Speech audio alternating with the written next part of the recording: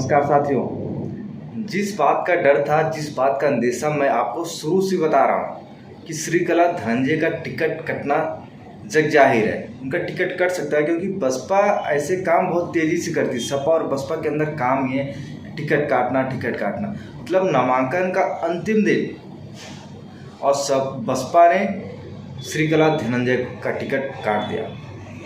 ये टिकट काटना आज से नहीं, सपा बसपा की बहुत दिनों से उनकी कुरीतियाँ चलती आ रही कि कैंडिडेट को पहले टिकट दो, पार्टी का प्रचार करवा लो, फिर उसके बाद उनका टिकट काट दो। पार्टी के पक्ष में माहौल बन जाए तो टिकट काट दो। सपा और भाजपा और बसपा तीनों की त्रिकोणीय मुकाबला चल रही थी क्योंकि वर्तमान सांसद श्याम सुंदर यादव का टिकट बहुजन समाज पार्टी ने काट दिया था। इसके बाद लग रहा था कि बसपा इस सीट से दोबारा जीत सकती है। कृपा शंकर सिंह के पक्ष में मोदी जी आएंगे, उसके बाद माहौल बनेगा। तब तक सपा और बसपा की लड़ाई गांव-गांव में युवा, बच्चों, बुजुर्ग, महिलाओं सब में चला जाएगा।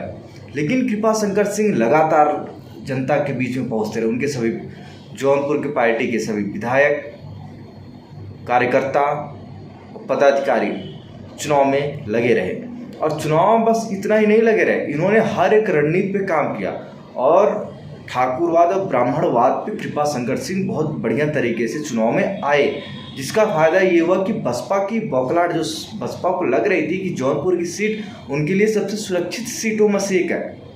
सपा ने जन अधिकार पार्टी के अध्यक्ष बाबू सिंह कुशवाहा को टिकट दिया था तो उनकी भी थोड़ा जो डगर थी, थोड़ा डगमग हो गई थी जब कृपा शंकर सिंह और उनकी पूरी टीम, क्योंकि सपा और बसपा को अंदेशा था कि जो पार्टी के पदाधिकारी हैं, जो पार्टी के विधायक हैं भारतीय जनता पार्टी के, कृपा शंकर सिंह के खिलाफ जाएंगे जिसका फायदा वो लेंगे। लेकिन इसके इतर सारे काम हो गए, सभी एकजुट होकर पार्टी के लिए प्रचार करने लगे। माहौल ऐसा बन गया कि श्रीकला धनंजय के पक्ष में जो लोग मैं भी धनंजय, उनके घर के युवा तो मैं भी धनंजय कर रहे थे।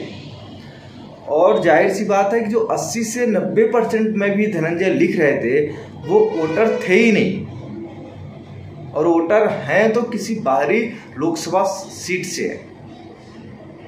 ये माहौल बना और इस सबको बहुजन समाज पार्टी ने अच्छे से विश्लेषण किया। उसके बाद श्रीकला धनंजय का टिकट काट दिया और श्याम सुंदर यादव को फिर से एक बार अपना प्रत्याशी घोषित कर दिया है। ये सब अंदर की बातें हैं।